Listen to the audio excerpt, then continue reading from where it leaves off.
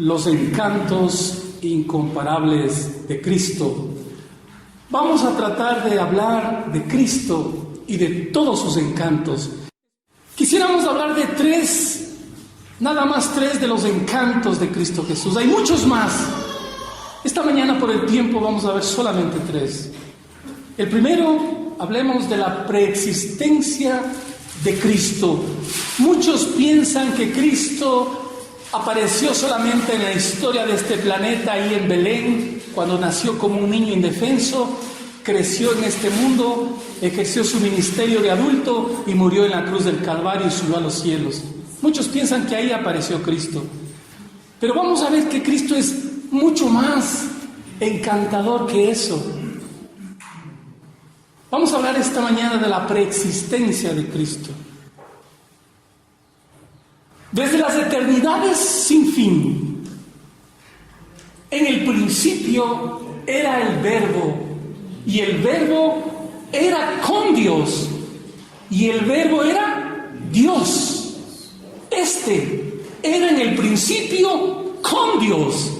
¿Cómo el apóstol se detiene en enfocar que la palabra, el Verbo, era Dios? Estaba con Dios desde los orígenes de los tiempos sin fin. El Verbo estaba con Dios.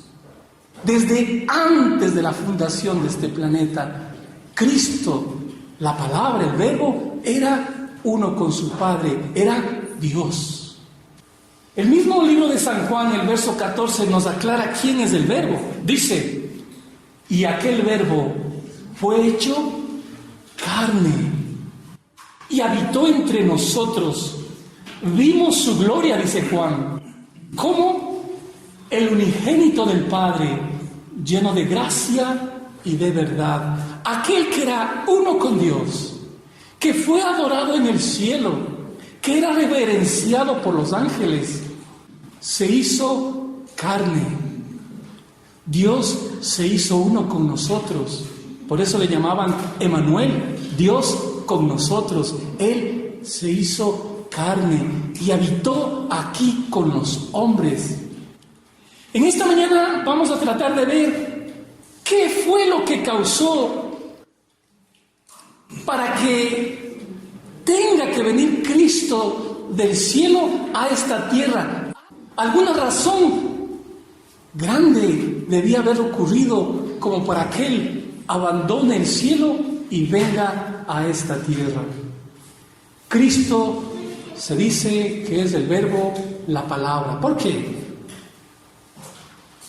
En el libro de los Hebreos, miren cómo nos aclara también el apóstol Pablo que Cristo es consustancial con su Padre. Hablando de Él dice, el cual, siendo el resplandor de su gloria, Cristo es el resplandor de la gloria del Padre. Cristo participa de la gloria del Padre. Y la imagen misma de su sustancia. Cristo y el Padre son de la misma sustancia, porque ambos son Dios. ¿Y quién sustenta todas las cosas por la palabra de su poder? Habiendo efectuado la purificación de nuestros pecados por medio de Él mismo, se sentó a la diestra de la majestad en las alturas. El apóstol Pablo dice que es uno con su Padre, de la misma sustancia, participa de los mismos atributos que su Padre, la omnipresencia, la omnisapiencia y la omnipotencia, porque el Padre y el Hijo son Dios. ¿Y por qué se hizo carne Cristo Jesús? A Dios nadie le ha visto jamás. El unigénito Hijo que está en el seno del Padre, Él le ha dado a conocer. Y esa es precisamente la razón por la que Cristo tuvo que venir a esta tierra. El propósito de Cristo es dar a conocer a este mundo a su Padre, su amor, su misericordia, su bondad, su precioso carácter. Ese es el propósito de Cristo, revelar al mundo el carácter precioso de su Padre. Así como Cristo es uno con el Padre y reveló el carácter del Padre, así nosotros hemos de ser uno con Cristo para revelar en nosotros el carácter de Cristo, de la misma manera. Vamos a ver otro aspecto. Cristo como nuestro Creador. Vamos a ver el libro de San Juan mismo. El verso 3 dice: todas las cosas por Él fueron hechas, y sin Él nada de lo que ha sido hecho fue hecho. El apóstol Juan dice: el verbo, la palabra, aquel que manifestaba el amor del Padre de una manera audible, y cuando se hizo carne de una manera visible, aquel que era uno con el Padre, dice: por Él todas las cosas fueron hechas. Entonces, ¿quién fue el autor, creador de este planeta? El verbo, la palabra, Cristo. Él es el creador de este hermoso planeta. Junto con el Padre, que es Dios, diseñaron la construcción de este planeta, y el sabio arquitecto fue Cristo. Por Él fueron hechas todas las cosas, y sin Él nada de lo que ha sido hecho fue hecho. Verso 4 dice: en Él, en el verbo, en la palabra, en Cristo estaba ¿qué? La vida. Y la vida era la luz de los hombres. Cristo es la fuente de la vida. La vida es inherente a Cristo Jesús porque es Dios. Eso es una cualidad divina. Cristo es la fuente de la vida. No recibe la vida de Cristo de alguien. Él es la fuente de la vida. La vida de Cristo no es prestada, no es dada por alguien. Él mismo es la fuente de la vida. Y Él es la vida para todos los hombres. Solamente uno, que era uno con el Padre, solamente uno en el cual estaba la fuente de la vida, solo Él podía dejar el cielo y venir a esta tierra para revelar el carácter de su Padre, porque ambos eran uno. Solo Él podía revelar el amor del Padre. Y como en Él estaba la vida, solamente Él y su sacrificio podía producir la vida a todo aquel que crea en Él. Pues en Él está la vida y en todo aquel que cree en Él. Colosenses, el apóstol Pablo, Colosenses 1:16, vuelve a repetir el mismo pensamiento. Todo fue creado por medio de Él y para Él. Todo fue creado por medio de Él. Y la creación tenía el objeto de dar gloria a su Creador, a Cristo y al Padre. Vamos a hablar entonces, hemos hablado de dos hermosos encantos de Cristo Jesús. Primero, que era uno con su Padre, que era Dios, y lo hemos visto también ahora a Cristo como Creador. Queremos verle ahora a Cristo como nuestro Salvador. Vamos a tratar de verlo también así. En el libro de Apocalipsis, del capítulo 12, versos 7 y 8, dice: después hubo una gran batalla en el cielo. Miguel y sus ángeles luchaban contra el dragón, y luchaba el dragón y sus ángeles. Pero no prevalecieron, ni se halló lugar para ellos en el cielo. Antes del origen de nuestro planeta, se nos dice en la Escritura que hubo un conflicto en el cielo, una lucha.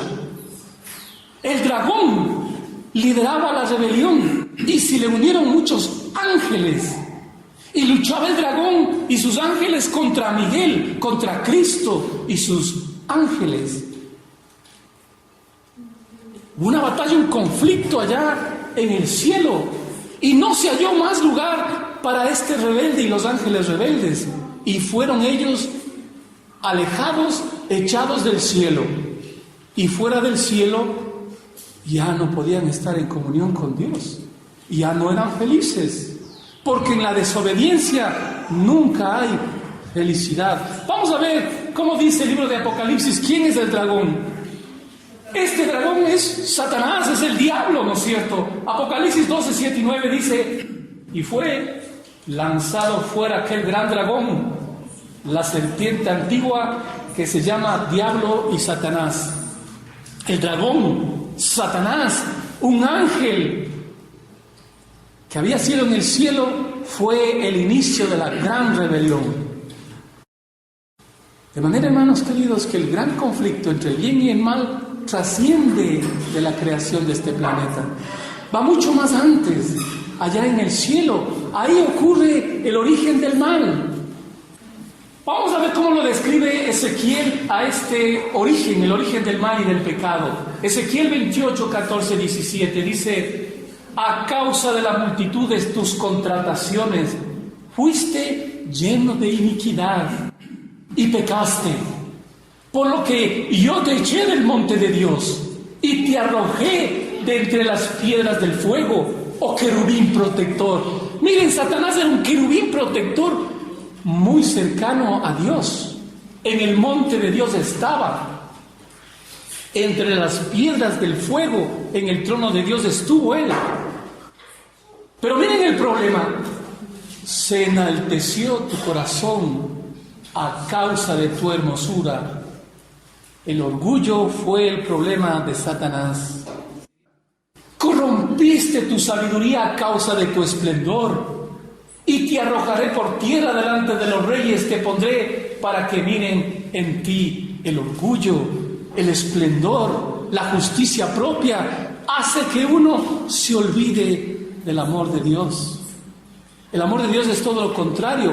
El amor de Dios en el corazón mira a los otros como superiores a uno mismo. Isaías 14. También el profeta Isaías describe a Satanás en este problema. Tú que decías en tu corazón: subiré al cielo, en lo alto, junto a las estrellas de Dios levantaré mi trono. En el monte del testimonio me sentaré a los lados del norte. Sobre las alturas de las nubes subiré y seré semejante al Altísimo. De manera que hay por lo menos dos problemas en el corazón de Satanás y el origen de la rebelión. Primero, que por el orgullo se rebeló contra el gobierno de Dios, contra sus leyes. Satanás entró en rebeldía contra las leyes de Dios. Y segundo, que quiso ser adorado como Dios y como Cristo. El problema de Satanás radica en dos puntos: irse en contra de la ley de Dios e irse en contra de la adoración de Dios y de Cristo. El ataque de Satanás en el cielo es el mismo acá en la tierra. Acá Satanás se va en contra de la ley de Dios y se va en contra de la adoración a Cristo. Lo mismo. La misma rebelión, los mismos conceptos. Vamos al origen de este precioso planeta. El conflicto que había iniciado en el cielo, ahora ese mismo conflicto iba a entrar en este planeta precioso en un comienzo. Vamos al libro de Génesis 1:27. Vamos a la creación. Y creó Dios al hombre a su imagen. A imagen de Dios lo creó. Varón y hembra los creó. En el sexto día de la creación, cuando el Señor da orden a este mundo porque estaba desordenado y vacío, el Señor comienza cada día a ponerle un orden al planeta. Un orden precioso que la ciencia se sorprende al contemplar cómo se relata la historia de la creación día tras día, poniendo un orden perfecto a la creación, haciendo de este mundo una habitación para la vida del hombre. Y el Señor en el sexto día le crea al hombre corona de la creación, hecho a la imagen de Dios. Porque el hombre, a diferencia de todos los otros seres, podía revelar el amor del Padre y de Cristo. Por eso son a imagen del Creador. Podían expresar naturalmente el carácter precioso de Cristo y de su Padre. Varón y hembra los creó. Aunque ahora el mundo Dice que 2 hombres pueden ser familia o 2 mujeres, contrariando la palabra de Dios. En el Génesis dice que hombre y mujer los creó. Él bendijo la institución de la familia, del matrimonio. En un comienzo, la pareja estaba vestida de luz. No había motivo para avergonzarse. Estaban vestidos de luz como Dios es luz. Salmo 104, 1 y 2 nos señala precisamente que Dios es luz. Él se cubre de luz y cuando creó al hombre a imagen de Dios, lo vistió de luz. Así era el hombre y la mujer en un comienzo. Y en el último día de la creación, Génesis 2 del 1 al 3, fueron pues acabados los cielos y la tierra, y todo el ejército que había en ellos. Y acabó Dios en el día 7º la obra que hizo. Y reposó el día 7º de toda la obra que hizo. Y bendijo Dios al día 7º y lo santificó, porque en él reposó de toda la obra que había hecho en la creación. ¡Qué hermoso! Al final de los 6 días de la creación, el Señor separa un día como monumento recordatorio de que Él es Dios, nuestro Creador. Cada sábado se recuerda, se festeja la creación de este planeta. Cada 7º día, cada sábado, se conmemora la creación. Y me hace recordar a mí que Dios me creó. Nuestro padre Adán guardaba el 7º día, recordándole al Señor como su creador. Después que Adán pecó, sus descendientes guardaban el 7º día, el sábado. Nuestros padres Abraham, Isaac, Jacob, el pueblo de Israel. Y cuando vino Cristo a esta tierra, guardaba el 7º día. En la dispensación evangélica, la iglesia evangélica, también había algunas iglesias evangélicas que guardaban el día 7º día. Y hoy en esta mañana, ustedes están guardando el mismo 7º día, sábado, desde la creación. La semana nunca ha cambiado a lo largo de toda la historia de este planeta. Estamos guardando el mismo 7º día desde el origen de este planeta. Y este día, dice, de acuerdo al texto, tiene doble bendición. Es bendito y santificado. Doble porción, doble bendición. ¿Se acuerdan ustedes que en el santuario celestial el sacerdote ofrecía, a diferencia de todos los días, el día sábado ofrecía doble sacrificio? Había 2 sacrificios. Pues el día sábado es doblemente santo, bendecido. El Señor lo bendice y lo santifica. Él mismo está presente en este día para transformar el corazón del hombre, para hacer al hombre santo. El Señor dice que tuvo una comunión directa con el hombre. El hombre no había hecho nada en la creación, ¿no es cierto? Él fue creado recién el 6º día. Pero le instruye aquí que el hombre debe descansar, debe reposar como Dios descansó y reposó. Esto es un concepto interesante. Si el hombre no hizo nada en la creación, pero se le instruye que descanse, que deje a un lado su obra, bueno, pues toda persona, todo hombre aquí en el Ecuador y en el mundo está descansando, ¿no es cierto? No está obrando, dejaron sus trabajos. Pero no es solamente eso, el guardar el día sábado. ¿Verdad es que uno debe dejar a un lado la obra, el trabajo, los negocios, como Dios lo hizo? Pero el descanso del sábado es mucho más que eso. Vamos a mirar el texto. Filipenses 1:6. Dice, estando persuadido de esto, que el que comenzó en vosotros la buena obra, la perfeccionará hasta el día de Jesucristo. La invitación que hace el Señor es que yo deje a un lado mi negocio, mis trabajos, y vaya a los brazos de Él a descansar en sus obras, en las obras de Cristo. Ese es el verdadero descanso. Hay que descansar en las obras de Él. Y la primera buena obra que hace es, primero, venir a mi vida y concederme el perdón de mis pecados. Esa es la primera buena obra que hace el Señor. Perdonarme de mis rebeliones. Y estando en Él, hay que permanecer en esa obra del Señor, en ese reposo, en ese descanso. Hay que tener por medio de Él una sencilla obediencia a su palabra.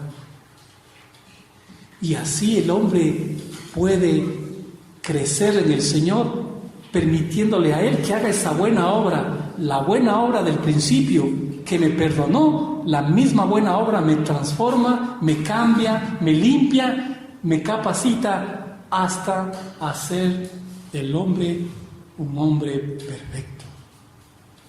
Perfecto a la estatura como un hombre igual a Cristo Jesús. Que no nos asuste la perfección, porque para eso se requiere fe. La duda produce miedo con respecto a la perfección, pero los hombres de fe caminan en busca de la perfección. Vamos entonces a la creación. Génesis capítulo 2, versos 16 y 17, la prueba de la fe. Cuando este mundo estuvo creado, dice, y mandó Jehová Dios al hombre diciendo, de todo árbol del huerto podrás comer, mas del árbol de la ciencia del bien y del mal no comerás, porque el día que de él comieres, ciertamente morirás. ¿Cuál era la condición para que el hombre esté disfrutando en el jardín del Edén que fue creado? ¿Cuál era la condición?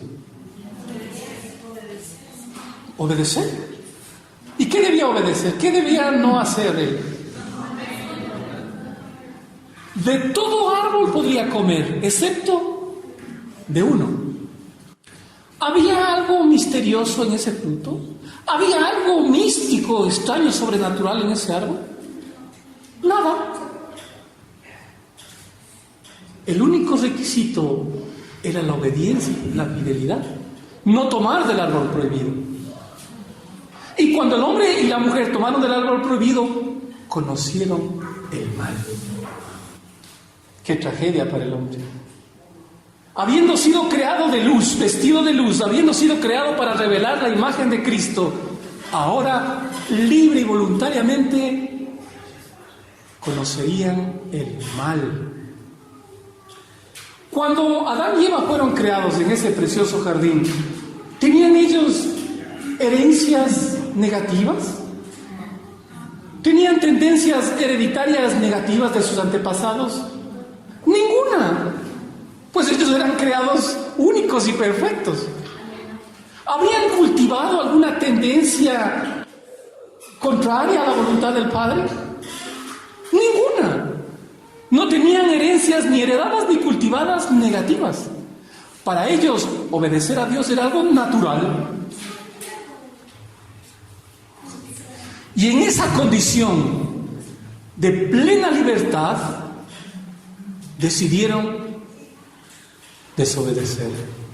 ¿Cuál era la advertencia del Señor? El día que de él comieres, ¿qué dice? ¿Y cuál muerte es la que tenía que morir? ¿Ah? El apóstol Pablo dice que la paga del pecado es la muerte eterna. Era la sentencia para el que tomaba del árbol prohibido. la muerte eterna. Adán y Eva debían dejar de existir apenas desobedecían, debían morir, debían dejar de existir de este planeta, porque la paga del pecado es la muerte eterna, la muerte segunda. Esa es la que debía caer sobre Adán y Eva, debían morir. Vamos a ver la desobediencia. Génesis 3:6. Satanás, muy astuto, ¿no es cierto?, toma la forma de uno de los seres más hermosos de la creación en ese tiempo y se acerca al árbol del cual estaba prohibido tomar y comienza a tentarle a la mujer. Y la serpiente dice que estaba en el árbol y comía del árbol prohibido y no le pasaba nada, no moría. Y cuando la mujer va y mira el árbol codicioso, hermoso, la serpiente le habla. Pero la serpiente era astuta, que comienza a hablar con la mujer y a engañarla, a seducirla por el oído. Y comienza la mujer, sin darse cuenta mucho, a entablar conversación con la serpiente. Y le dice: come. Y el primer engaño de la serpiente: no morirás. Mírame a mí, que estoy comiendo y no me pasa nada. Al contrario, he crecido, estoy hablando. Y vio la mujer que el árbol era bueno para comer, agradable a los ojos, codiciable para alcanzar sabiduría. El diablo le estaba tentando. Hasta ahí la mujer, si hubiese querido, daba pie atrás y no pasaba nada. Pero tomó del fruto que le era prohibido y lo comió. Y también dio a su marido, el cual comió así como ella. Ambos desobedecieron y ambos tenían que morir en ese instante. La muerte era la sentencia. ¿Dios se equivocó? ¿Dios les mintió? ¿Les amenazó de gana? Porque no murieron, pues, ¿no es cierto? ¿Qué pasó? ¿Qué pasó? Vamos a ver ese texto entonces. Dice el apóstol Pablo en Romanos: porque la paga del pecado es, así decía, ¿no? Pero el texto completo dice: mas la dádiva de Dios es vida eterna en Cristo Jesús, Señor nuestro. La paga del pecado es muerte, pero el regalo de Dios es Cristo para vida. Ese precioso regalo ya nos lo había dado Dios en Cristo. ¿Desde cuándo? Vamos a ver. Vamos a ver ese corderito. Primera de Pedro 1, 19 y 20. Sino con la sangre preciosa de Cristo, como de un cordero sin mancha y sin contaminación, ya destinado desde antes de la fundación del mundo, pero manifestado en los postreros tiempos por amor a vosotros. Cristo Jesús se ofreció como cordero. ¿Quién tenía que morir por la desobediencia? Adán y los descendientes. Cristo dijo: yo voy a pagar con mi vida el precio de sus pecados. La sangre derramada de Cristo Jesús, como nuestro sacrificio sustituto, como nuestro garante, se ofreció. El que era sin mancha y sin contaminación se ofreció, para que yo, que soy manchado y contaminado, pueda entregarle a Él mi vida y Él a cambio me dé su preciosa vida. Qué encanto, ¿no? Qué encanto del Señor, qué incomparable encanto de Él. Vino a este mundo precisamente para ofrecer su vida impecable, su vida inmaculada. Y yo a cambio lo único que tengo que hacer es darle mi vida sucia y manchada. ¿Sí o no que es un buen negocio para nosotros? ¡Por supuesto! Y esa transacción se hace solamente por fe.